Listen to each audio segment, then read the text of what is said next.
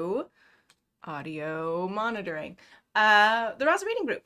Today we are going to be continuing on with our paper that we've been reading, which is the Stochastic Parrots paper out of a couple of institutions. Oops, sorry. Audio monitoring. There we go. That should help. So it's the University of Washington, and Timnit wrote this paper while she was at Google AI, but is no longer there. So is affiliated with Black and AI right now.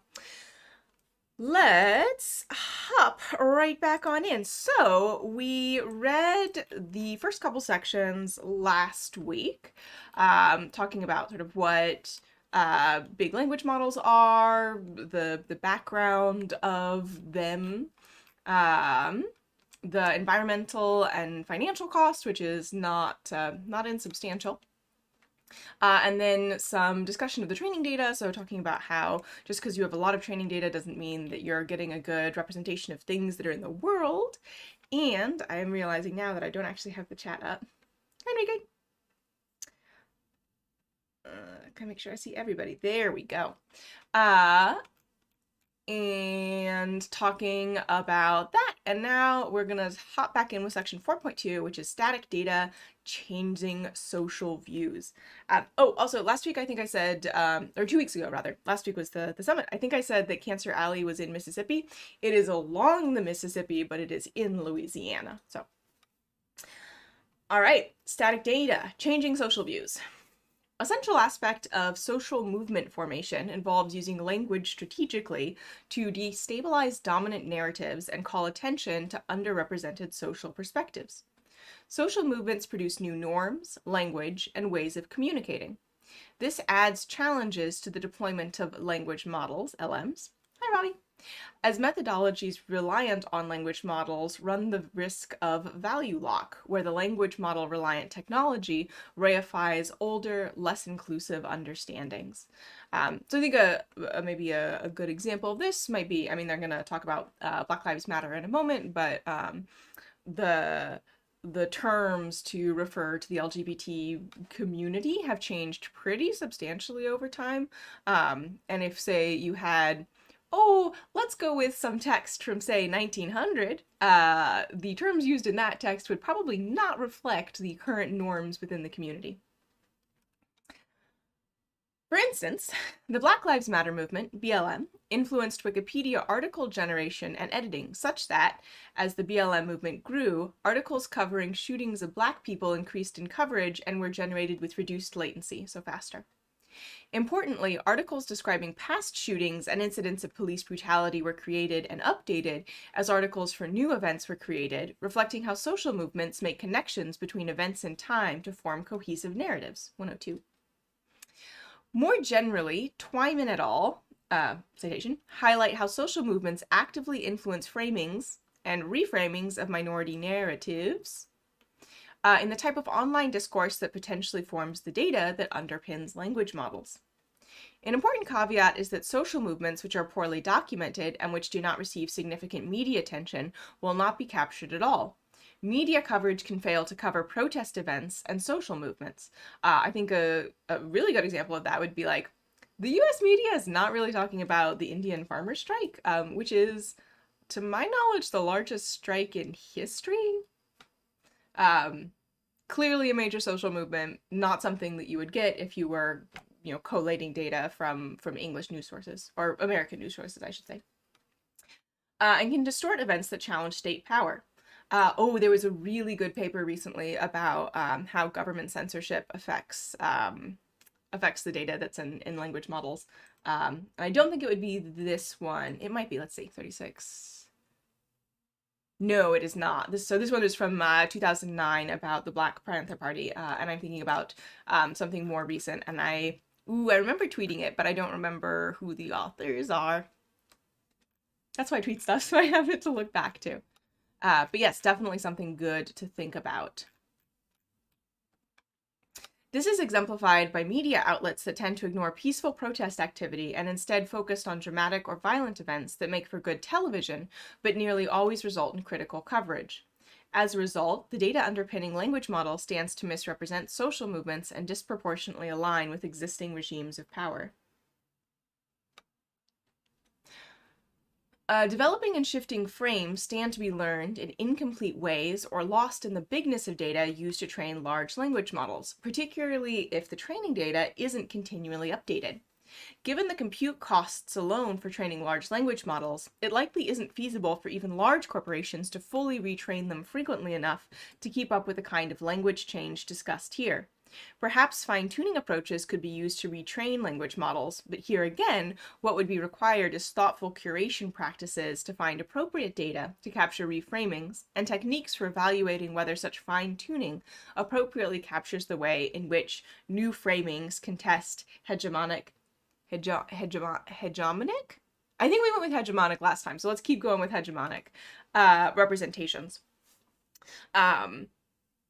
Yeah, so one of the researchers I collaborated with in grad school was Kate Starbird, who studies online social movements, and in particular, sort of the her work on Black Lives Matter was looking at sort of how white supremacist groups, co-opted those hashtags and shifted the discussion around them.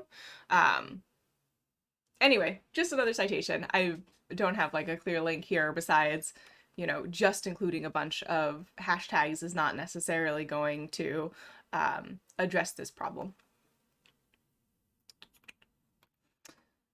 Section 4.3, encoding bias. I'll zoom in a little bit more. It is well established by now that large language models exhibit various kinds of bias, including stereotypical associations or negative sentiment towards specific groups. Furthermore, we see the effects of intersectionality, where BERT, ELMO, GPT, and GPT-2 encode more bias against identities marginalized along more than one dimension than would be expected based on just the combination of the bias along each axis. So if you're not familiar with this idea of intersectionality, there's my experience of being a woman in the world affects me in certain ways, where it would affect, say, a Black woman differently, particularly in the United States. So speaking specifically about Black women, there's this concept misogynoir about how misogyny affects Black women differently than it does white women. So just there's a lot of work on this, both in sociology and sort of related fields. Many of these works conclude that these issues are a reflection of training data characteristics. For instance, Hutchinson et al. Find that BERT associates phrases referencing persons with disabilities with more negative sentiment words, and that gun violence, homelessness, and drug addiction are overrepresented in texts discussing mental illness.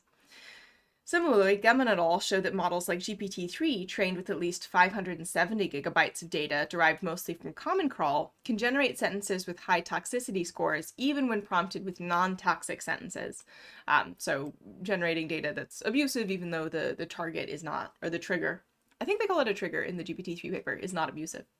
Their investigation of GPT-2's training data also finds 272,000 documents from unreliable news sites and 63,000 from banned subreddits. There was a big thing where Reddit went through and banned a bunch of like white supremacist subreddits that they'd just been like sort of kind of okay with before. And as a result, depending on when you sample Reddit, your data may be significantly different.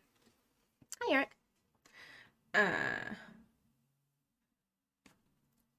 Bias here means y equals mx plus b. Kindly explain. So I would say that bias here would be societal bias against certain groups. So for example, being derogatory towards, disabled folks. So a good example of that would be a lot of sort of the, here's a really good example. Thomas Edison's like eugenic opinions about deaf people. Yeah, his wife was deaf, but also he was like, I want to erase deaf people from the world, basically. It's really, really awful. And that's a bias, right? That this idea that deaf people are less than, and that would be encoded in a language model if you included that that data. So this is bias in the sense of societal bias, not bias in the sense of model bias. Hi, Eric. What about Huckleberry Finn? Um, yeah, so I think that so Huckleberry Finn includes a slur. If you are unfamiliar with the work, it's by Mark Twain from mid 1800s, I want to say, late 1800s, inish there. So I think that this the section on changing social views would be a good reference for that. Katie says, yeah. And I think a good example of sort of the reason why these types of things are bad is there was an assistant by a South Korean firm, Lee Luda, that in January was launched, and very quickly after launching said a lot of like really homophobic stuff. So I think that's a really good example of ways in which bias can, in a language model, can produce these sorts of negative reactions. These demonstrations of biases learned by language models are extremely valuable in pointing out the potential for harm when such models are deployed, either in generating text or as components of classification systems, as explored further in Section 6. However, they do not represent a methodology that can be used to exhaustively discover all such risks for several reasons. Bias says, "Oh, I always thought as the y-intercept." Yeah, I mean, statistically bias can mean the sort of the bias variance trade-off, but this is talking about the ways in which a larger societal bias is encoded by these models. First, model auditing techniques typically rely on automated systems for measuring sentiment, toxicity, or novel metrics such as regard to measure attitudes towards a specific demographic group. But these systems themselves may not be reliable means of measuring the toxicity of text generated by LMs. For example, the Perspective API model has been found to associate higher levels of toxicity with sentences containing identity markers for marginalized groups or even specific names. So I remember there was a paper on, so this was I believe this was a Google project. I know at some point Google worked on it. It might have been a startup that was acquired, but at some point there was a paper that came out that was looking at very neutral sentences like, just like statements of identity, like I am a Black gay woman or I am a white straight man. And the more marginalized the identity words were, so Black gay woman, the more toxic the sentence was rated, even though like just stating your identity in this way, I think most people would agree is not toxic. So yeah. Sorry, I keep looking over to see the chat because the mic's in the way.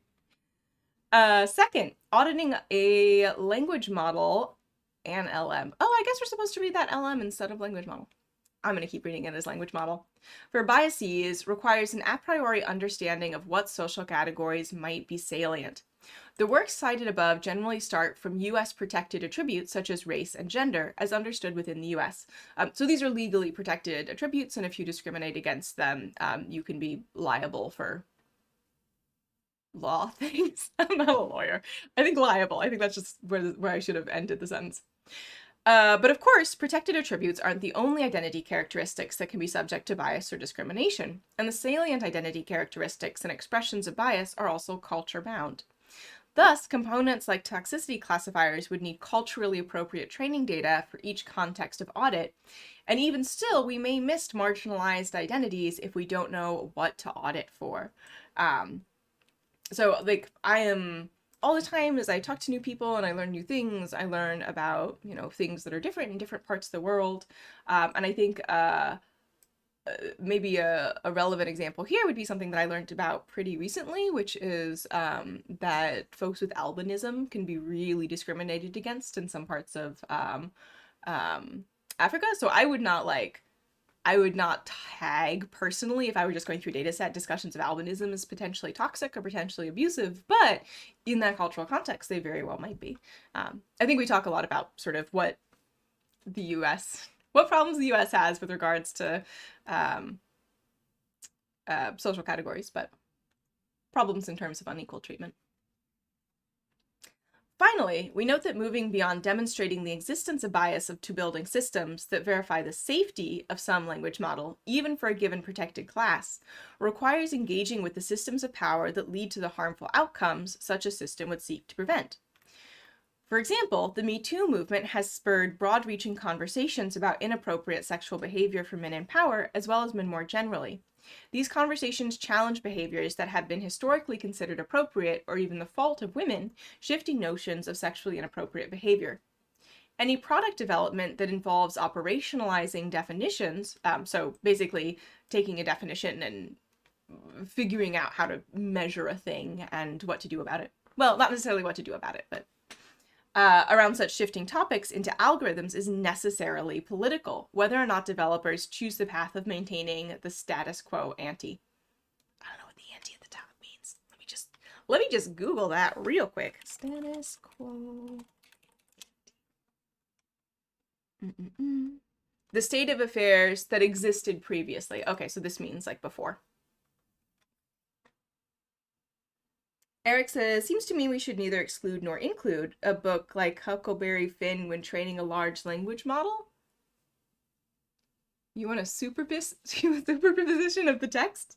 Should we instead train small task-specific language models, i.e. using small, well-controlled data sets? Yeah, like that's very legitimately my stance on it.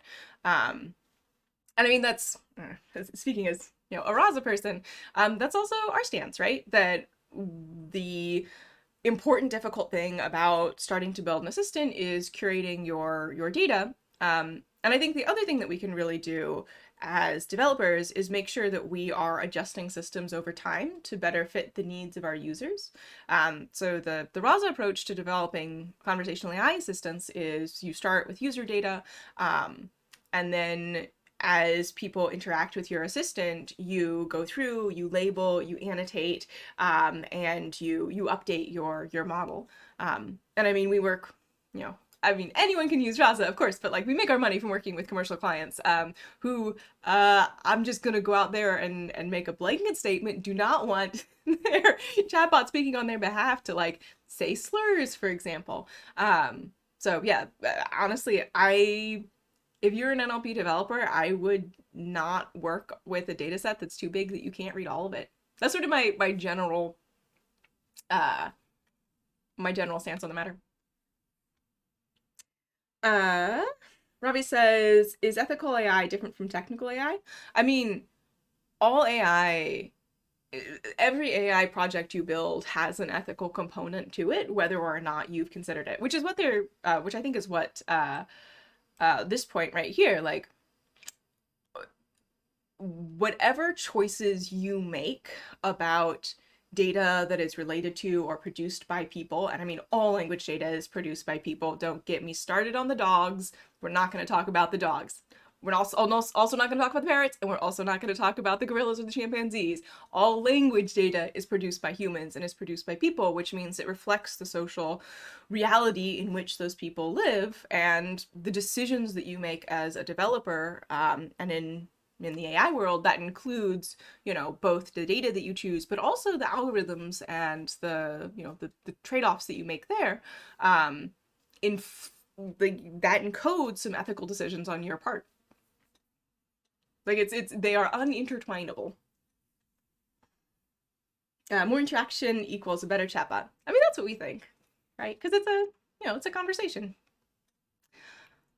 Yeah. For example, men and women make significantly different assessments of sexual harassment online. An algorithmic definition of what constitutes inappropriately sexual communication will inherently be concordant with some views and discordant with others. Thus, an attempt to measure the appropriateness of text generated by LMs or the biases encoded by such a system always needs to be done in relation to particular social contexts and marginalized perspectives, which I think is, always good to consider. And I mean, can I move this so that it's more visible for me?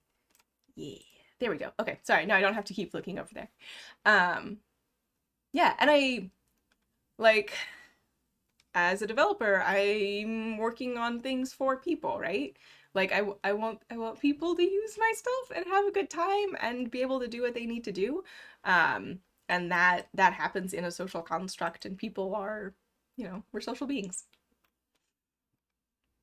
All right, curation, documentation, and accountability. Timnit is really well known for, and Emily, I think they were both on that paper. Really well known for model cards, which is sort of comes from electrical engineering, where you have like a little card with all of the details about the thing that you're electrical engineering component, I guess. I don't know. I'm not an electrical engineer.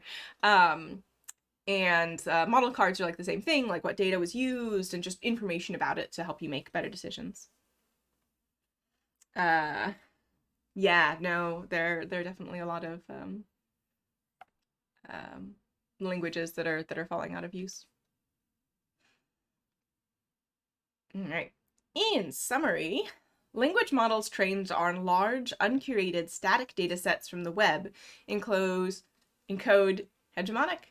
I think we went with hegemonic views that are harmful to marginalized populations. We thus emphasize the need to invest significant resources into curating and documenting language model training data. In this, we follow Zhou et al., who cite archival history data collection methods as an example of the amount of resources that should be dedicated to the process, and Berhane and Prabhu, who call for a more adjusted-oriented data collection methodology. Oh, Berhane has Abeba has a new paper out about relational ethics and an NLP that we actually might read that next. I really want to read it. Echoing Ruha Benjamin, feeding AI systems on the world's beauty, ugliness, and cruelty, but expecting it to reflect only the beauty is a fantasy. When we rely on ever larger data sets, Katie says, is it not standard practice to have a model card? No, I would say it is not. I think it's becoming more standard and more people are doing it, but no. It should be. I think we're moving towards there. When we rely on ever larger data sets, we are risk incurring documentation debt. On the notice of documentation debt as applied to code rather than data, see 154. So documentation debt or tech debt is where you keep working and you know that you're going to need to add, better code in the future, or you know that you're going to need to add more documentation in the future, but you just sort of haven't done it yet, and it sort of piles up over time and piles up over time. And yeah, I think within engineering teams, if you get a lot of tech debt, usually, well, I wouldn't say usually, but often you have to spend like a big chunk of time not releasing any new features, just going through and refactoring and writing documentation, and it can be pretty onerous. Onerous. It can be a big hassle. Well, blah, blah, blah, i.e. putting ourselves in a situation where the data sets are both undocumented and too large to document post hoc. While documentation allows for potential accountability, undocumented training data perpetuates harm without recourse. Without documentation, one cannot try to understand the training data characteristics in order to mitigate some of those attested issues or even unknown ones. The solution we propose is to budget for documentation as part of the planned costs of dataset creation, and only collect as much data as can be thoroughly documented within that budget. I 100% agree that this is an excellent idea. The reason that I'm making that face is that I'm thinking of that company that has scraped like billions of photos of people and like tagged them and is used for surveillance. The company's called Clearview. I think it's a horrible idea, and it keeps me up at night.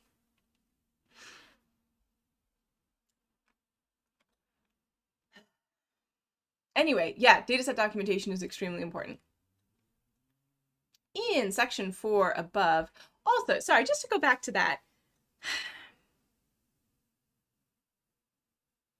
it is really frustrating in the NLP research space that data set papers. So if you're a researcher, right, the thing that you're evaluated on and the thing that helps you continue to have a job or to get a new job in the future is publishing a lot of papers.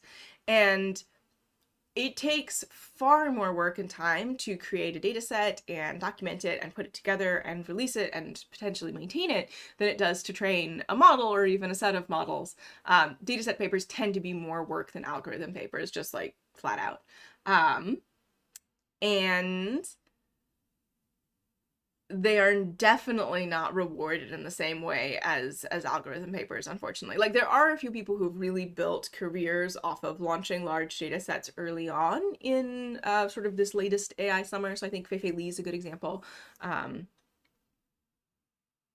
was one of the original papers original authors on ImageNet, right? I'm just gonna, pretty sure. Maybe also, I think Yan LeCun also did like a big image data set early on. But anyway, they really aren't as valued as other contributions. And so I understand why people don't spend time on them, and it's really perverse incentives. Anyway, it just makes me upset. Because I come from a linguistics background, right? And particularly for documentary linguists, a dissertation is usually like a grammar of a language, a dictionary of a language. You go and you work with speaker populations and you help them figure out what sort of language resources, I mean, ideally, what sort of language resources the community would find helpful, and you help them, create and curate them. And it's a lot of work, y'all. It is a lot of work to put together language data sets. Anyway, down the garden path. I had more coffee than usual this morning, so. In section 4 above, we discuss the ways in which different types of biases can be encoded in the corpora used to train large language models. In section 6 below, we explore some of the risks and harms that can follow from deploying technology that has learned these biases, and I would say not just learned, but amplified. In this present section, however, we focus on a different kind of risk, that of misdirected research efforts, specifically around the application of language models to tasks intended to test for natural language understanding, NLU. So this is really where we get into. So dataset documentation does not get done because it costs money. How can we enforce documentation? I mean, practically, it's going to have to be legislation. Like, that's the only way I can think of, like, really getting people to actually do this. Yeah, just because data set papers are really not considered as great. And also, like, a lot of my friends have, like, put together data sets and have applied to the big ACL conferences, and they get to be told, oh, send it to EMNLP. EMNLP happens, not EMNLP, language, LREC, language resource, LREC, which stands for, let me just Google it because I can never remember the whole thing. Louisiana Real Estate Commission. That's not it.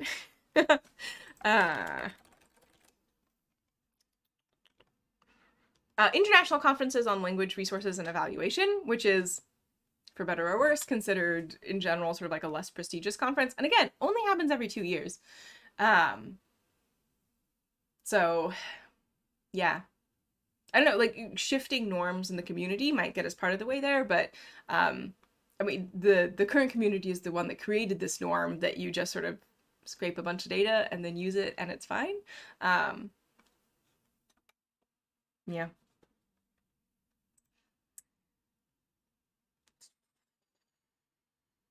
Yeah, so we're spending all this time on language models, trying to get them to do natural language understanding.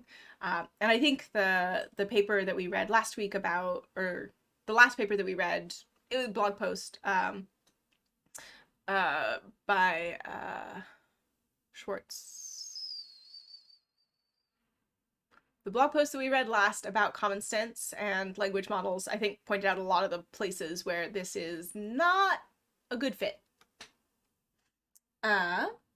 Katie says, for academic researchers, what are the main funding resources, like NIH for neuroscience, academic researchers in NLP? That is a great question. I would say the majority of researchers working in NLP right now are working for corporations. So Google's a big one, Microsoft's a big one. Microsoft used to be bigger. They sort of cut big parts of their research division.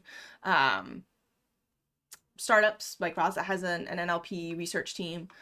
The governmental funding organization is the NSF in the United States, the National Science Foundation. A lot of research is funded by private donors and private institutions. So AI2, the Allen Institute for Artificial Intelligence, founded by Paul Allen, who is Microsoft, maybe? I don't know, man. Yeah, so it's mainly corporate money that's funding NLP research, to be just very frank about it. And some of those folks are in corporate labs, and some of those folks like are affiliated with the university, but also work in a corporate lab. And there's a pretty big problem with brain drain, where people are hired away from, you know, faculty positions where they're mentoring to very highly paid labs in corporations. Yeah, it's a good question. And as a result, this sort of thing that's like, hey, you know, the things that these highly paid labs are developing that go immediately into commercial products like BERT, like GPT-3. Is it GPT-3 that has the Microsoft API? Yeah. I think it's GPT-3 that has the paid Microsoft API, or the latest Google model. All of these commercial projects that are immediately going into products that ideally make money. Like there's a really strong commercial incentive for people to be like, no, it's fine for it to be really big, which I think some people would say is why Timnit was removed.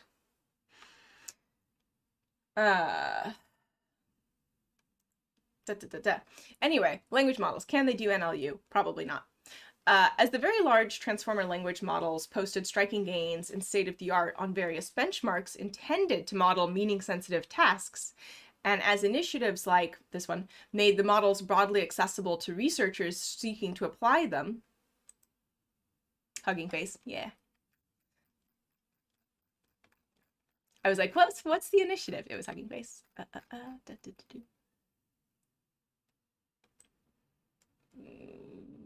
Is it this one? Risks and harms, stochastic parrots. There we go. Sorry, where was I? I should not have clicked down. I really wish that ACM didn't use the citation style, but they do. Made the models broadly accessible to researchers seeking to apply them. Large quantities of research effort turned towards measuring how well BERT and its kin do on both existing and new benchmarks. This allocation of research effort brings with it an opportunity cost, on the one hand in terms of time not spent applying meaning-capturing approaches to meaning-sensitive tasks, and on the other hand in terms of time not spent exploring more effective ways of building technology with datasets of a size that can be carefully curated and available for a broader set of languages. And Emily and I talked about this quite a bit in the last podcast episode, if you're interested. The original BERT paper shows the effectiveness of the architecture and the pre-training technique by evaluating on general language understanding evaluation, GLUE, benchmark. The Stanford question answering datasets, Squad 1.1 and 2.0, and the Situations with Adversarial Generations benchmark, SWAG. All datasets designed to test language understanding and/or common sense reasoning. BERT posted state-of-the-art results on all of these tasks, and the authors conclude by saying that unsupervised pre-training is an integral part of many language understanding systems. Even before this paper was published, BERT was picked up by the NLP community and applied with great success to a wide variety of tasks. However, no actual language understanding is taking place in language model-driven approaches to these tasks, as can be shown by careful manipulation of the test data to remove spurious cues the systems are leveraging. Furthermore, as Bender and Kohler argue from a theoretical perspective, languages are systems of signs. This is the octopus paper that we read a bit ago, i.e. pairings of form and meaning. But the training data for language models is only form. They do not have access to meaning. Therefore, claims about model abilities must be carefully characterized. As the late Karen Jones pointed out, the use of language models ties us to certain, usually unstated, epistemological and methodological commitments. Epistemology is the creation of meaning.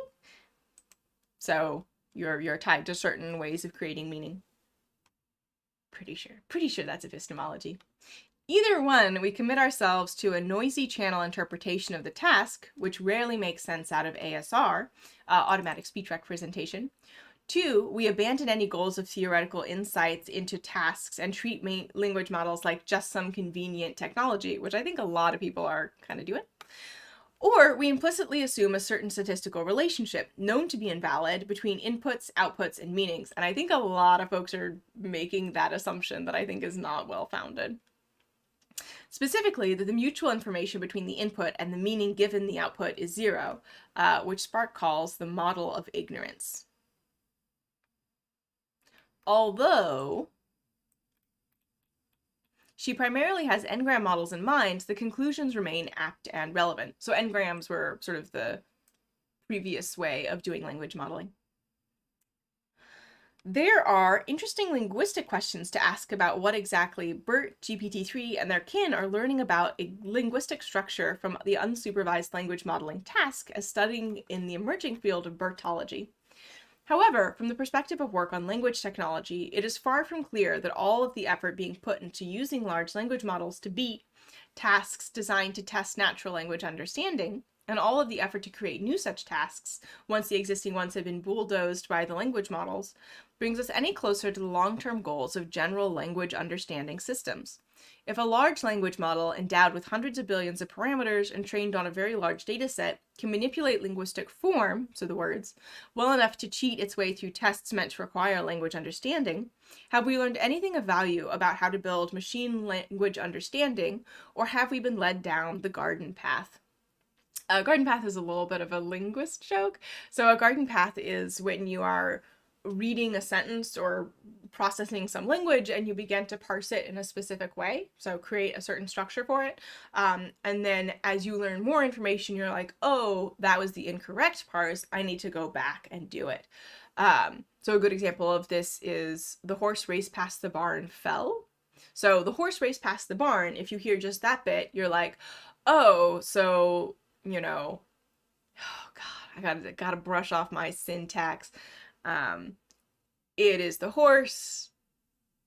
Your idea is that like raced is the important verb in there, but when you get fell at the end of it, you're like, oh wait, the horse fell is the verb, and raced past the farm is actually a phrase that's just describing the horse rather than like the verb of the sentence, basically. So you have a, oh, whoops, sorry. I realize I've been reading off the bottom of y'all's screen. There we go. So you have a an understanding of the underlying structure that is incorrect until you gain more information. Stochastic parrots. Title drop. In this section, we explore the ways in which factors laid out in sections 4 and 5, the tendency of training data ingested from the internet to encode hegemonic worldviews, the tendency of language models to amplify biases and other issues in the training data, and the tendency of researchers and other people to mistake language model-driven performance gains for actual natural language understanding, present real-world risks of harm as these technologies are deployed. After exploring some of the reasons why humans mistake language model for meaningful text, we turn to the risks and harms from deploying such a model at scale. We find the mix of human biases and seemingly coherent language heightens the potential for automation bias, deliberate misuse, and amplification of a hegemonic worldview. We focus primarily on cases when language models are used in generating text, but we will also touch on risks that arise when language models or word embeddings derived from them are compartments of systems for classification, query expansion, or other tasks, or when users can query language models for information memorized from their training data. Yeah, this is a scary one. So there's I think this paper is actually also out of Google research. Like I mentioned, a lot of researchers in corporations. Yeah, if you have a language model trained on a large text data set, you can get the text back out. And if that includes something like PII, personal identifying information, you can get that back out, like names and telephone numbers and addresses, which is not great. Don't like that. Anyway, coherence in the eye of the beholder. Where traditional n-gram language models can only model relatively local dependencies, predicting each word giving the preceding sequence of n words, usually 5 or fewer, pardon. Usually 5 or fewer, the transformer language models capture much larger windows and can produce text that is seemingly not only fluent, but also coherent, even over paragraphs. For example, McGuffey and Newhouse prompted GPT-3 with the text in bold in Figure 1, and it produced the rest of the text, including the Q&A format. Let's look at Figure 1. So, the bold was produced by the researchers. What is the name of the Russian mercenary group? Wagner Group. Where is Wagner Group in Syria? And then GPT produced the next question, who is the leader of Wagner Group? And then additional information that looks, very, very fluent, like sounds like it could have been produced by a human.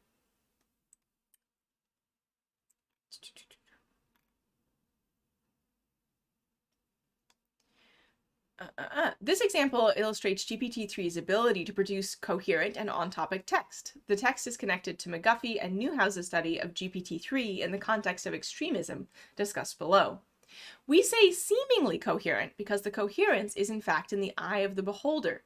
Our human understanding of coherence derives from our ability to recognize interlocutors' beliefs and intentions within context.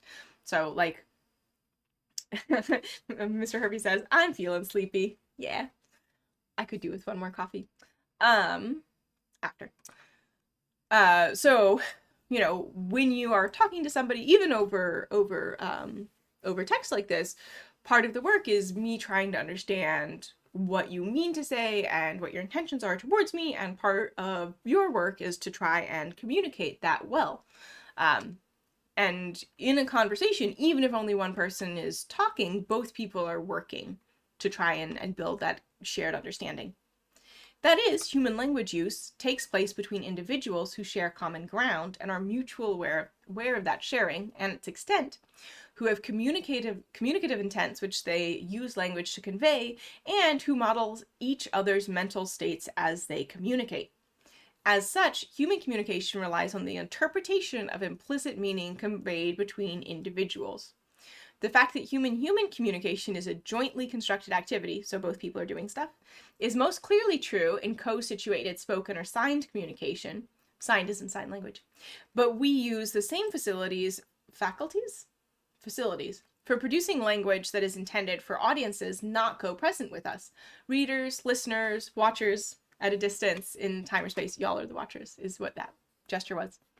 And interpreting such language when we encounter it. It must follow that even when we don't know the person who generated the language we're interpreting, we build a partial model of who they are and what common ground we think they share with us, and use that in interpreting their words. Yep. I think a nice example of this is if you've ever read a novel. There's this thing that some novelists will do where they have an unreliable narrator. So, like, as you're reading, you realize that the person whose viewpoint you're reading the novel through is lying to you, or, like, not saying things that are true. And, like, the process of coming to that understanding while you're reading a text, I think, is a really good example of this. Sort of building up an understanding of the other person's mental stuff. Mental stuff. Text generated by an LM is not grounded in the communicative intent, any model of the world, or any model of the reader's state of mind. It can't have been because the training data never included sharing thoughts with a listener, nor does the machine have the ability to do that. Brain implants will not solve this. This can seem counterintuitive given the increasingly fluent qualities of automatically generated text, but we have to account for the fact that our perception of natural language text, regardless of how it was generated, is mediated by our own linguistic competence and our predisposition to interpret communicative acts as conveying coherent meaning and intent, whether or not they do. So it's like that thing where humans see faces everywhere, because seeing faces is a very human thing to do. And that doesn't mean that the tree that you see a face in is a person. It just means that you are good at seeing faces, if that makes sense. The problem is, if one side of the communication does not have meaning, then the comprehension of the implicit meaning is an illusion arising from our singular human understanding of language, independent of the model. Controlled generation, where a language model is deployed within a larger system that guides its generation of output to certain styles or topics, is not the same thing as communicative intent. One clear way to distinguish the two is to ask whether the system or the organization deploying the system has accountability for the truth of the utterances produced. Oh, and we missed a footnote. This is just the first part of the response that McGuffey and Newhouse show. GPT-3 continues for 2 more question-answer pairs with similar coherence. McGuffey and Newhouse report that all examples given in their paper are from either the first or second attempt at running a prompt, so they weren't running a bunch and then cherry-picking the best ones. Contrary to how it may seem when we observe its output, a language model is a system for haphazardly stitching together sequences of linguistic forms it has observed in its vast training data, according to probabilistic information about how they combine, but without any reference to meaning. A stochastic parrot. Referring to the habit of parrots of learning repeated sounds and then repeating them. Risks and harms. The ersatz fluency and coherence of language models raises several risks. Ersatz is like fake, but like a facsimile. Like, I know about it as like a way to describe coffee, like coffee substitutes. There's a lot of very low frequency words in this text. Borrowed from German, it's a noun meaning substitute. The word was frequently applied as an adjective to describe items like coffee from acorns and flowers from potatoes. There you go. Precisely because humans are prepared to interpret strings belonging to languages they speak as meaningful and corresponding to the communicative intent of some individual or group of individuals who have accountability for what is said. We now turn to examples laying out the potential follow-on harms. The first risks we consider. So basically they're saying like, hey, humans are really good at like trying to figure out what someone means given the language they produce. So given any language produced, we're going to try to figure out the meaning. The first risks we consider are the risks that follow from the language models absorbing the hegemonic, I still don't have a good sense of which one it should be, worldview from their training data. When humans produce language, our utterances reflect our worldviews, including our biases. As people in positions of privilege with respect to society's racism, misogyny, ableism, etc. tend to be overrepresented in training data for language models, this training data thus includes biases, many already recognized as harmful. So, that sort of, I don't know, we talked about that earlier, so this is just a review. Whew, I have no water. That was a mistake. I'll just shoulder through. I don't know if you can tell, my voice is getting a little bit scratchy. That's what happens when you don't hydrate. Biases can be encoded in ways that form a continuum from subtle patterns like referring to women doctors as if doctor itself entails non-woman, or referring to both genders, excluding the possibility of non-binary gender identities, through directly contested framings, e.g. undocumented immigrants versus illegal immigrants or illegals, to language that is widely recognized to be derogatory, yet still used by some. So like, here are some of the problems.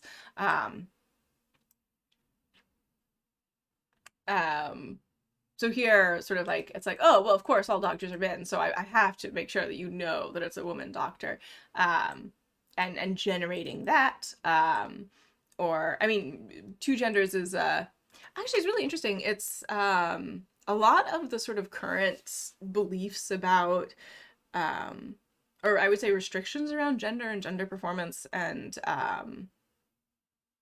sexuality in particular, a lot of it can be traced back to like, I don't want to get too off topic, but like a lot of it can be traced back to sort of Nazi thinking and ways of constricting, you know, people's behavior. Anyway, the history of understanding of gender and sexuality is super, super interesting, and I recommend you read in it if it's something that you're interested in. Blah, blah, blah. So, framings is like a way of, oh god, who came up with frames? The Berkeley folks. I'm pretty sure framings is from the same school of thought as like the Metaphors We Live By book, which is by somebody whose name I used to know and no longer carry around in my head. But anyway, it's sort of like a language pattern around building something that is trying to pull in relationships to other things and help you develop a certain way of thinking about things. So a lot of marketing is framing. And then, of course, slurs. People use slurs. And in some cases, that is very bad. And in some cases, there are people reclaiming slurs and choosing to apply them to themselves to help rob them of meaning, but they still have that meaning in the larger society. Well, some of the overtly derogatory words could be filtered out. Not all forms of online abuse are easily detectable using such taboo words, as evidenced by the growing body of research on online abuse detection. The first episode of the podcast, which was with Zurich and the other person who was there, I want to say Amber, but I think that is wrong. We talked a lot about abuse detection and some of the problems. Furthermore, in addition to abusive language and hate speech, there are subtler forms of negativity, such as gender bias, microaggressions, dehumanizations, and various socio-political framing biases that are prevalent in language data. For example, describing a woman's account of her experiences of sexism with the word tantrum both reflects a worldview where the sexist actions are normative and foregrounds a stereotype of women as childish and not in control of their emotions. A language model that has been trained on such data will pick up these kind of problematic associations. If such a language model produces text that is put into the world for people to interpret, flagged as produced by an AI or otherwise, what risks follow? So even if you know if it's produced, what's the word I'm looking for? Even if you know that this language is not being produced by a human, that's not necessarily going to fix the problem, right? In fact, in some cases, it might make it worse because there's this sort of belief that anything that comes out of a computer is automatically fair and unbiased and is not going to have any problems associated with it. I'm sure they'll talk about that with automation bias, but... In the first instance, we foresee that language models producing text will reproduce and even amplify the biases in their input. Thus, the risk is that people disseminate text generated by language models, meaning more text in the world that reinforce and propagate stereotypes and problematic associations, both to humans who encounter the text and to future language models trained on training sets that ingested the previous generation language models' output. And I would say we have no idea how much of the text on the web right now has been generated by language models. Like, I do not know that we know how much has been. I don't know that there's any good way to detect that either, because you have to have sort of language model specific detections. And particularly if the language model was trained on a data set that is not commonly available or not available for auditing. A lot of commercial data sets are proprietary. I think it would be extremely difficult to detect. Humans who encounter this text may themselves be subjects of those stereotypes and associations or not. Either way, harms ensue. Readers subject to the stereotypes may experience the psychological harms of microaggressions and stereotype threat. And just as like an example here, one of the first ACL conferences I went to, ACL is Association for Computational Linguistics, I had a paper. I was wearing like a participant badge, and I was at somebody's poster, and it was some sort of like phonological something, but also there was a machine learning component. So I asked some questions about the phonology, and we talked about that for a bit, and then I asked a question about the machine learning component, and the person I was talking to was like, oh, do you code? Do you know about machine learning? And I was at the ACL conference, like I was a participant, I was an author, and it just made me feel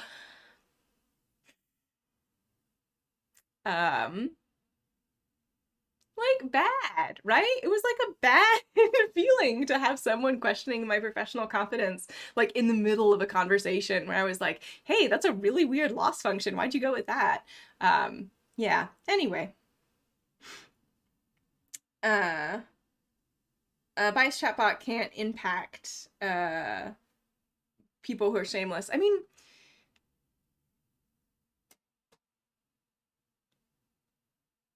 I think it is very hard for us as, I think it's very hard for anyone to know how reading or hearing certain things will affect other people, right? So some things that like do not bother me would definitely bother someone else. And some things that don't bother other people do bother me. And yeah. Oh, thanks for joining, Katie. Katie said that's frustrating, the like the ACL thing. Yeah, it sucked. It really sucked. It made me, oh, like I had that point I'd been doing NLP research for a while, but like I like, you know, went to bed that night and was like, should I be in this field if people are going to be rude to me all the time? Like, is this something I want to deal with day to day? And thankfully I've had a lot of good experiences, but yeah. I don't know. Like, I think that especially in the more technological spaces, people tend to underestimate the degree to which negative interactions cause people not to want to be in a space. And if those negative interactions are with, you know, automatically generated text, that doesn't make them less bad necessarily. It could even be worse because, like, oh, the impartial computer said that I was, you know, not good at this, so obviously the computer's right and I should just like drop from this field. That sort of thing. Anyway. Other readers may be introduced to stereotypes or have ones they already carry reinforce, leading them to engage in discrimination, consciously or not, which in turn leads to harms of subjugation, denigration, belittlement, loss of opportunity, and others on the part of those discriminated against. So particularly as people are trying to automate hiring stuff, these biases in the language models, if those are included as part of the, you know, part of the system, that's going to have very real effects on people. If the language model outputs overtly abusive language, as Gelman et al. Show they can and do, then a similar set of risks arises. They include propagating or proliferating overtly abusive views and associations, amplifying abusive language, and producing more synthetic abusive language that may be included in the next iteration of large-scale training data collection. The harms that could follow from these risks are again similar to those identified above for more subtly biased language, but perhaps more acute to the extent that the language in question is overtly violent or defamatory. They include the psychological harm experienced by those who identify with the categories being denigrated if they encounter the text, the reinforcement of sexist, racist, ableist, etc. ideology, follow-on effects from such reinforced ideologies, including violence, and harms to the reputation of any individual or organization perceived to be source of the text, which I think is, you know, in a commercial setting, very important to think about. Like, you don't want your bot calling people slurs, you know? Yeah, and I mean, even just thinking for myself, it genuinely upsets me when I see white supremacist stuff out there, right? Like, it's like, it's genuinely distressing. Like, I have to like take time to disconnect and go like, you know, do some cardio and handle those negative emotions. And like I am not the target of white supremacist propaganda, right? Like, people aren't like denigrating me and dehumanizing me, but it's still like, if I were in that situation, I think it would be even more psychologically harmful. I don't know. People's like feelings and mental health are important, actually, and I know that that's not necessarily something that everyone in the AI space believes for some reason, but it's true. If the language model or word embeddings derived from it are used as components in a text classification system, these biases can lead to allocational and/or reputational harms. They are bad. Yeah, white supremacists are the worst. Yeah. Agreed. Blah, blah, blah, blah. These biases can lead to allocational and/or reputational harms, as biases in the reputations affect systems decisions. This case is especially pernicious for being largely invisible to both the direct user of the system and any indirect stakeholders about whom decisions are being made.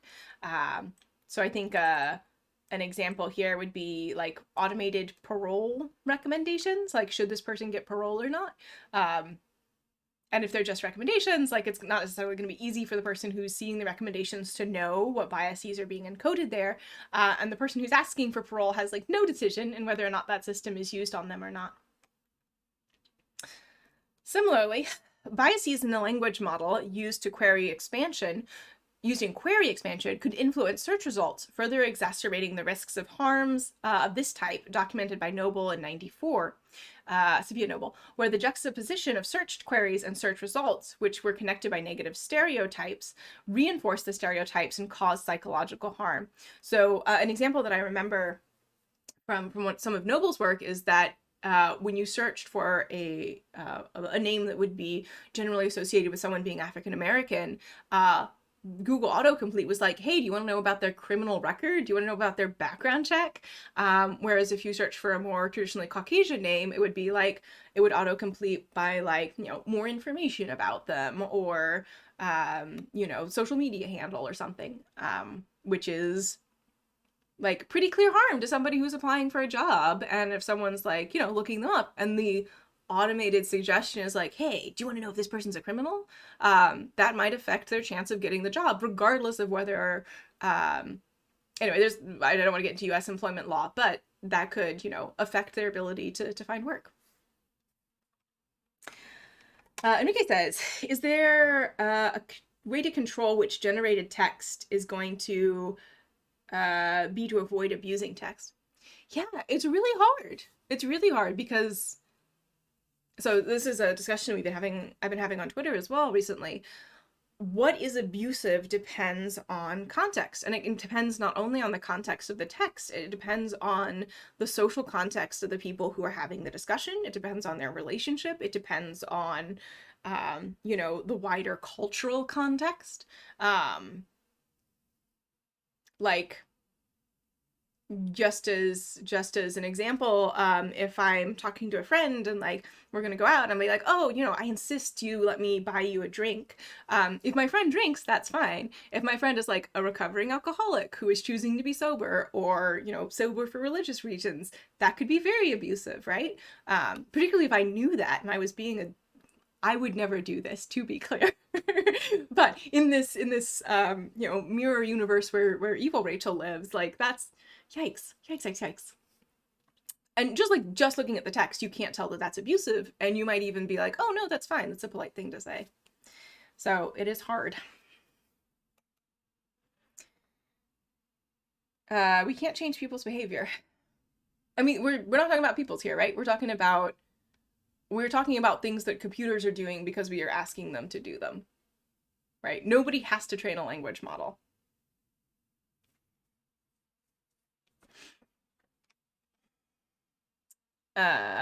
Similarly, biases in a language model, blah, blah, blah, we talked about that. The above cases involve risks that can arise when language models are deployed without malicious intent. A third category of risk involves bad actors taking advantage of the ability of large language models to produce large quantities of seemingly coherent text on specific topics on demand, in which case, where these deploying the language models have no investment of the truth of the generated text. These include prosaic cases, such as services set up to automatically write term papers or interact on social media. I wonder if this is that. Such a GPT-3 powered bot let loose on Reddit, and it didn't end well, apparently. As well as use cases connected to promoting extremism. I remember there was an ACL paper that was like, this paper is about how to produce automated comments on blogs, and that's the only thing we're doing, and we are not. Like, they just wanted to like have a method to produce comments to increase, you know, what's the term? Number of interactions in a way that would increase their search rankings, basically.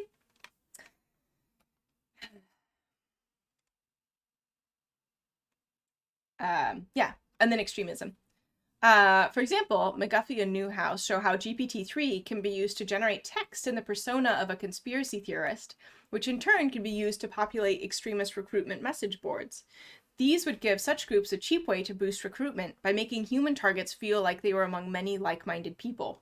If the language models are deployed in this way to recruit more people to extremist causes, then harms, in the first instance, befall the people so recruited, and likely more severely to others as a result of violence carried out by extremists, which I think is a very, relevant thing to think about right now, certainly in the United States and also the world as a whole, right? I think everywhere there's some sort of, I don't want to say everywhere, in lots of places there is some sort of extremism right now that is, causing problems.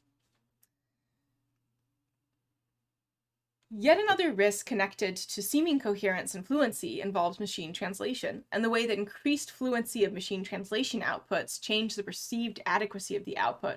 Oh yeah, this is going to be that Arabic translation. This differs, I bet they will talk about this. This differs somewhat from the cases above in that there was an initial human communicative intent by the author of the source language text. However, machine translation systems can, and frequently do, produce output that is inaccurate, yet both fluent and, again, seemingly coherent in its own right to a consumer who either doesn't see the source text or cannot understand the source text on their own. When such consumers therefore mistake the meaning attributed to the machine translation output as the actual communicative intent of the original text author, real-world harm can ensue. Yeah, this is the one. A case in point is the story of a Palestinian man arrested by Israeli police after machine translation translated his Facebook post, which said "good morning" in Arabic, to "hurt them" in English and "attack them" in Hebrew. This case involved a short phrase, but it is easy to imagine how the ability of large language models to produce seemingly coherent text over large passages could erase cues that might tip users off to translation errors in longer passages as well. And then there's a citation of that. And that happened, just after I graduated grad school. But yeah, that was clearly this person did not choose to participate in using the system. Other people chose to participate in using the system, and as a result, the original person was harmed. Disinformation warfare. Yeah, I think that's a very real risk. And this is a risk that, in particular, the GPT-2 authors and then the GPT-3 authors talked about, and they were like, well, as a result of these risks, we're not going to make our model accessible, but now their model's accessible. It's available on GitHub, GPT-2 is, and GPT-3 is available through API. So, yeah. That's all I have to say there. Finally, we note that there are risks associated with the fact that language models with extremely large numbers of parameters model their training data very closely and can be prompted to output specific information from that training data. So overparameterization is usually talked about, a type of overfitting. And here, I don't necessarily know that it's overfitting, but it does involve some degree of memorization, even if the main method by which the assistant works is not memorization. For example, 28 demonstrate a methodology for extracting personally identifiable information, PII, from a language model, and find that larger language models are more susceptible to this style of attack than smaller ones. Okay, page 9. Yep, so this is the Google paper I was thinking about. I think it might still be unpublished, but there's a blog post. And let's go back to page 9 where I was.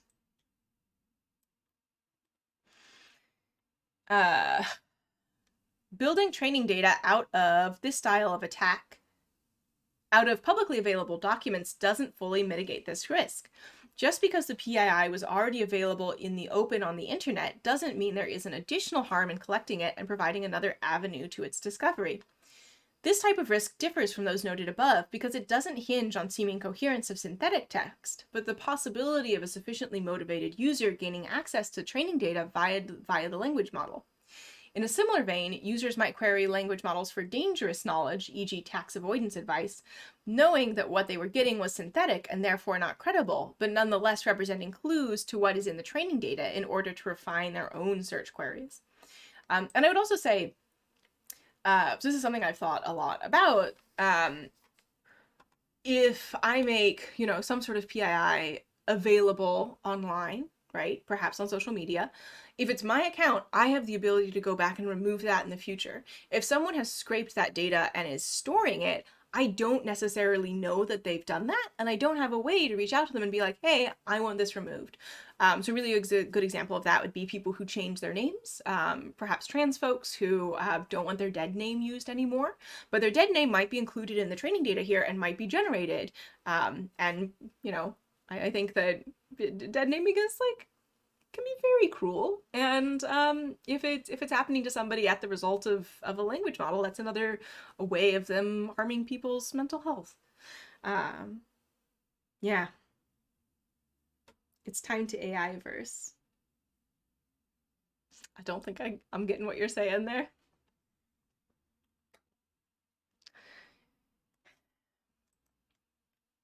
Anyway, in this section, we have discussed how the human tendency to attribute meaning to text, in combination with large language models' ability to learn patterns of forms that humans associate with various biases and other harmful attitudes, leads to risk of real-world harm should language model-generated text be disseminated.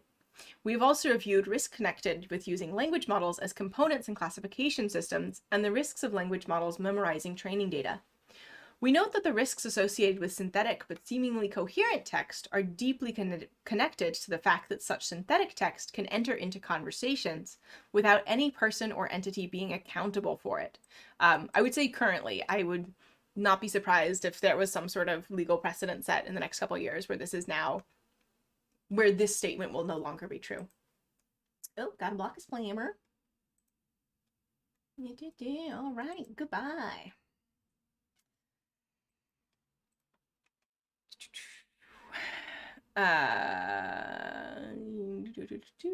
This accountability both involves responsibility for truthfulness and is important in situating meaning. As Maggie Nelson writes, words change depending on who speaks them. There is no cure. Yeah, definitely. What is this from? 92. The Argonauts. This sounds like a fiction book. This sounds like a fun quote from a fiction book. But yeah, in section 7, we consider the directions. Oh, can I also remove this?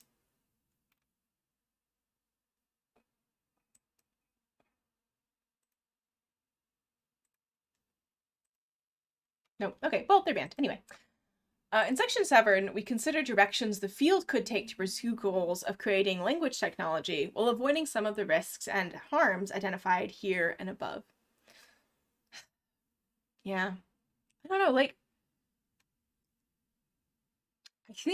I like to think that most people get into, you know, engineering and get into positions where they build things because they want to build things that make people's lives better and they want to help people. And like, maybe I'm just like a big old idealistic softie and that is not most people's motivation, but I genuinely think it is. And I think most people don't want to build things that hurt people, right? I think it's clear for both current and historical reasons that there are people for whom that is acceptable. But I genuinely think that most people, like most software engineers, most developers, most NLP researchers and practitioners are doing what they do because they want to build things that work and that make people happy and help them day to day. So anyway, yeah. In order to mitigate the risks that come with the creation of increasingly large language models, we urge researchers to shift to a mindset of careful planning along many dimensions before starting to build either datasets or systems trained on datasets. We should consider: are research time and effort a valuable resource to be spent to the extent possible on research projects that build towards a technological ecosystems whose benefits are at least evenly distributed or better accrue to those historically most marginalized? Yeah, Eric says some people want to hurt other people. Yeah. I do genuinely believe that most people don't, though, and that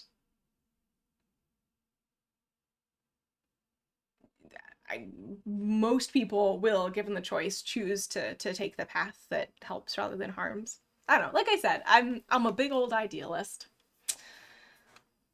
Yeah, so we should be like the things that you choose to work on. It is by no means inevitable that language models are the research topic you have to work on, and the things that you work on and the things you choose to build into your products affect people, and you should think about that. This means considering how research contributions shape the overall direction of the field and keeping alert to directions that limit access. So I think the fact that language models need such big data sets is a great example because very few languages have super large data sets. Likewise, it means considering the financial and environmental costs of model development up front before deciding on a course of investigation. The resources needed to train and tune state-of-the-art models stand to increase economic inequalities unless researchers incorporate energy and compute efficiency into their model evaluations. Particularly if you're working on something and you're going to argue that, you know, everybody should start using it commercially and it gets built for proprietary reasons like 10,000 times, I would prefer 10,000 small things get built than 10,000 extremely large, expensive things. If they're going to do the job, you know, more or less the same, to the same degree of efficiency. Most people are good people. Yeah, I don't know. I believe that.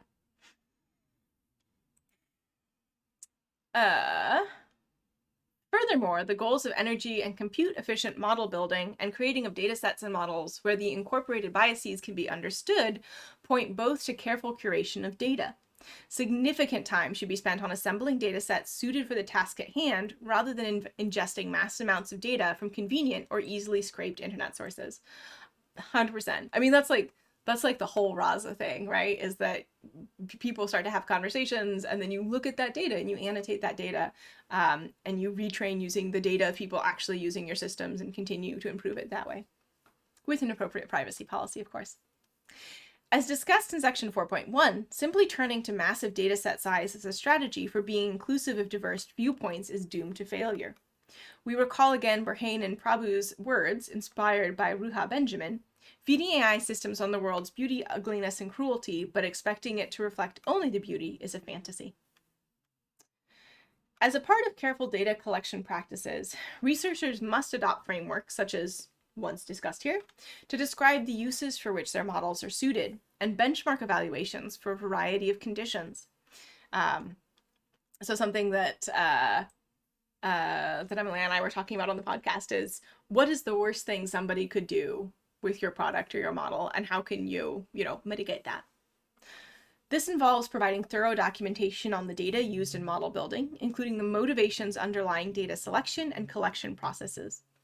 This documentation should reflect and indicate researchers' goals, values, and motivations in assembling data and creating a given model.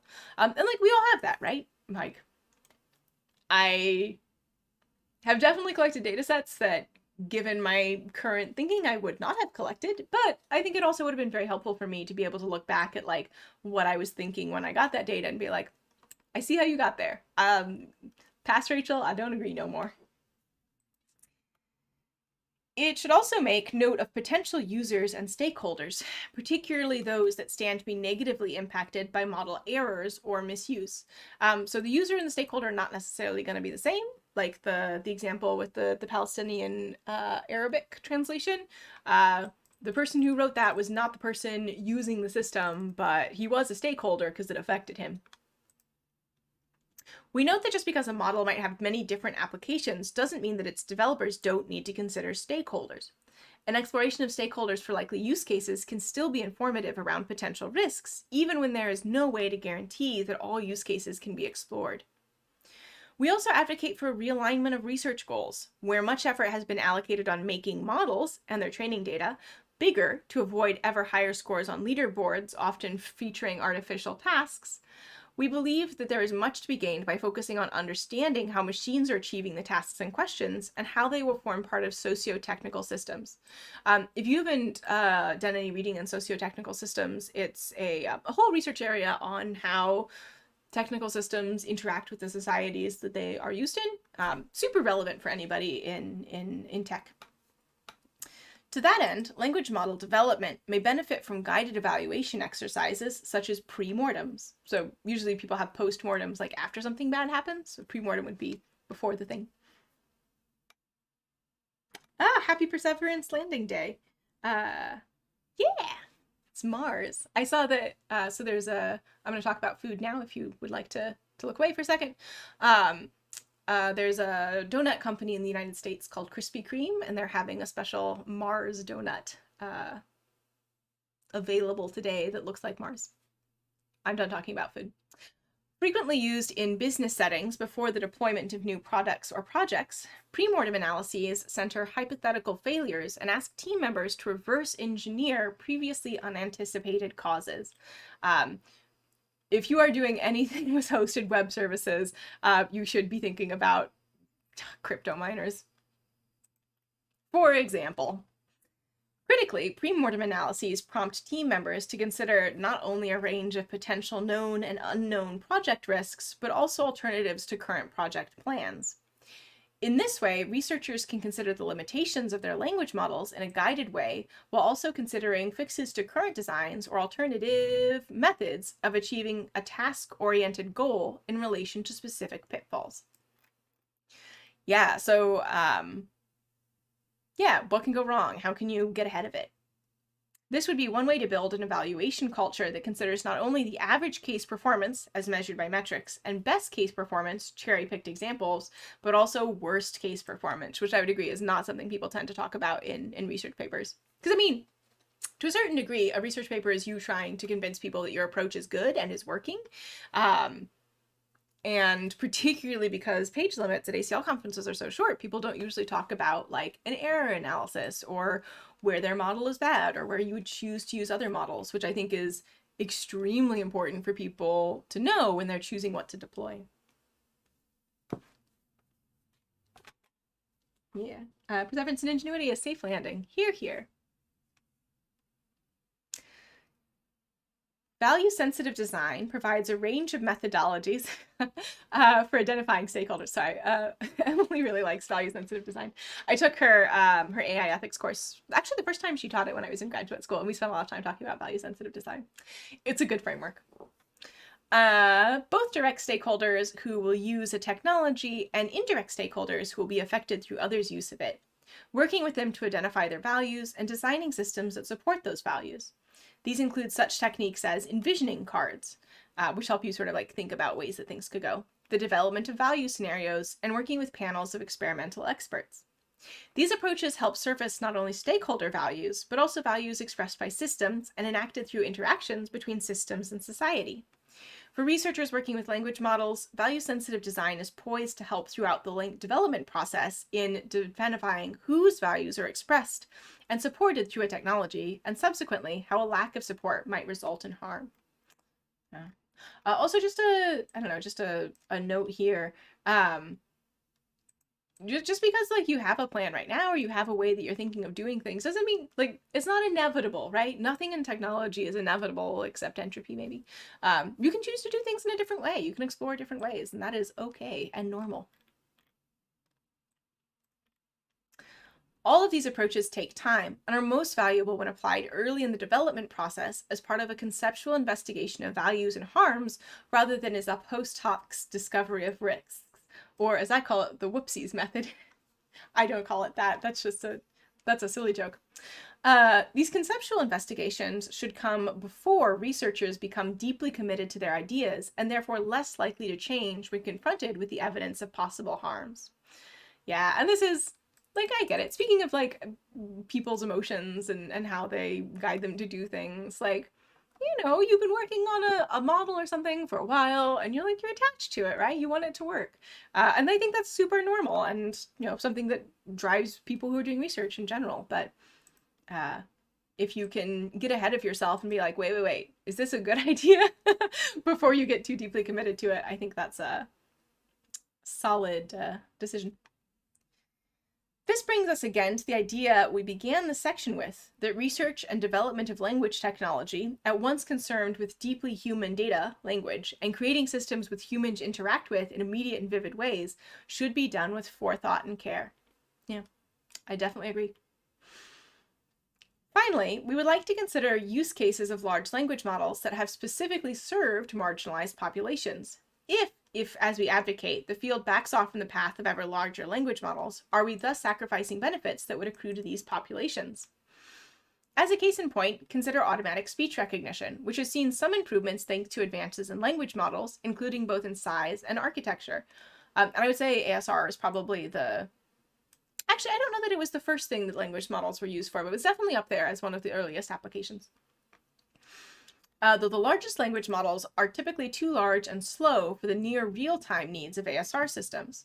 Improved ASR has many beneficial applications, including automatic captioning, which has the potential to be beneficial for deaf and hard of hearing people, providing access to otherwise inaccessible audio content. We see two beneficial paths forward here. The first is a broader search for means of improving ASR systems, as indeed is underway, since the context of application of the technology aren't conducive to using ever larger language models. Yeah, because you want automatic speech recognition to be like at the speed of human speech recognition, and huge models are a little antithetical to that. But even if larger language models could be used, just because we've seen that large language models can help doesn't mean that this is the only effective path to stronger ASR technology. And we note that if we want to build strong ASR technology across most of the world's languages, we can't rely on having terabytes of data in all cases. Absolutely. The second, should we determine that large language models are critical, when available, is to recognize this as an instance of a dual use problem and consider how to mitigate the harms of language models used as stochastic parrots while still preserving them for use in ASR systems. Yeah, and large language models, even though language models were initially developed for automatic speech recognition, like BERT, they don't talk about ASR. It's an NLP paper. They are talking about language models as a way to do basically text representations for further NLP. They're not talking about ASR. Could LMs have been built in such a way that synthetic text generated with them would be watermarked and thus detectable? Are there policy approaches that could effectively regulate their use? In summary, we advocate for research that centers the people who stand to be adversely affected by the resulting technology, with a broad view on the possible ways that technology can affect people, which I think is really important for everyone to think about who's working in technology. Like, how is what you're doing in your life? How is the way that you're choosing to spend your limited time on this earth changing the lives of people around you? Is it good? I hope it's good. This, in turn, means making time in the research process for considering environmental impacts, for doing careful data curation and documentation, for engaging with stakeholders early in the design process, for exploring multiple possible paths towards long-term goals, for keeping alert to dual use scenarios, and finally for allocating research effort to harm mitigation in such cases. And this, yeah, I mean, I think these are good. I think people should be doing this. I think given the financial incentives behind NLP research right now, I think it's going to take outside pressures from outside the field, not just sort of internal pressures of reviewers and whatnot, to get to the point where this is considered standard, because it's going to take longer, right? And taking longer means fewer papers, which means that we as a field have to be like, hey, it is okay for you to publish fewer papers that are of higher quality. And just like changing the way that we evaluate how people, like what it means to be a good NLP researcher, basically. And that's going to take time. Ugh. In the past few years, last little section. Yeah. Last little section. In the past few years, ever since processing capacity caught up with neural models, have been heady times in the world of NLP. Neural approaches in general, and large transformer language models in particular, have rapidly overtaken the leaderboards on a wide variety of benchmarks, and once again, the adage, "there's no data like more data," seems to be true. It may seem like progress in the field, in fact, depends on the creation of ever larger language models, and research in how to deploy them to various ends. In this paper, we've invited readers to take a step back and ask, are ever larger language models inevitable? No. Or necessary? Maybe? What costs are associated with this research direction, and what should we consider before pursuing it? Does the field of NLP or the public that it serves, in fact, need larger language models? If so, how can we pursue this research direction while mitigating its associated risks? If not, what do we need instead? We have identified a wide variety of costs and risks associated with the rush for ever larger language models, including environmental tasks, borne typically by those not benefiting from the resulting technology. Financial costs, which in turn erect barriers to entry, limiting who can contribute to this research area and which languages can benefit the most from advanced techniques. Opportunity costs, as researchers pour effort away from directions requiring less resources.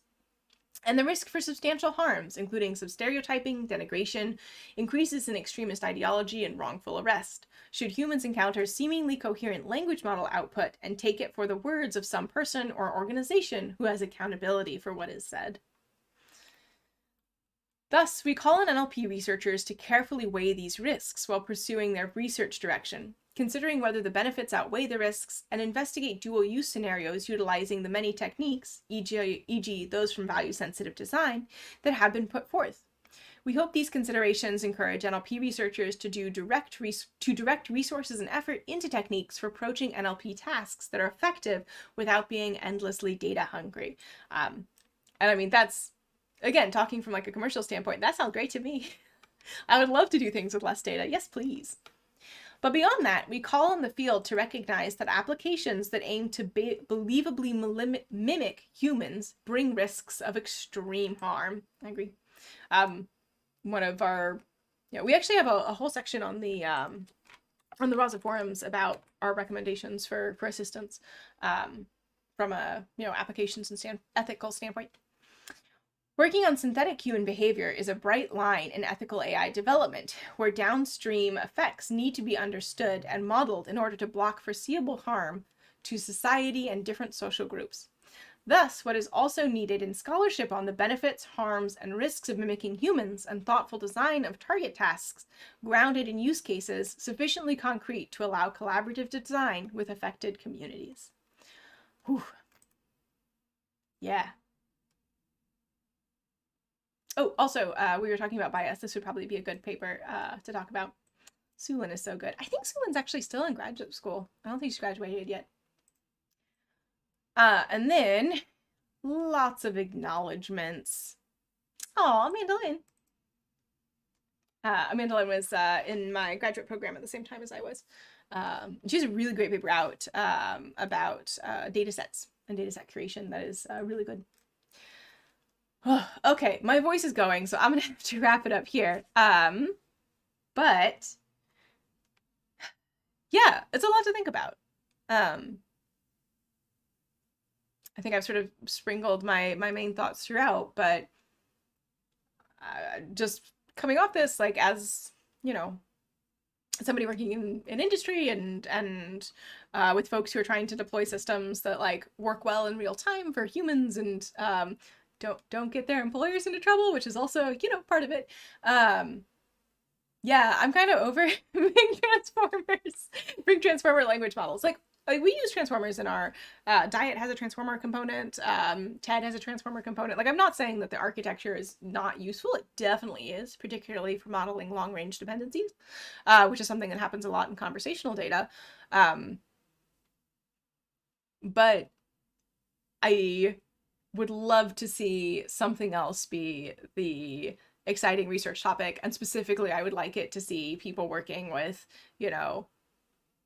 small amounts of data and people who are working with, smaller models that are cheaper to run and that work well. So anyway, I'm going to wrap it up there. My voice is going, so tomorrow might be a little bit rough with the live coding. Thank you for joining, everybody. Happy Mars Day, and I will see you on tomorrow at the same time, and we will be working on live coding.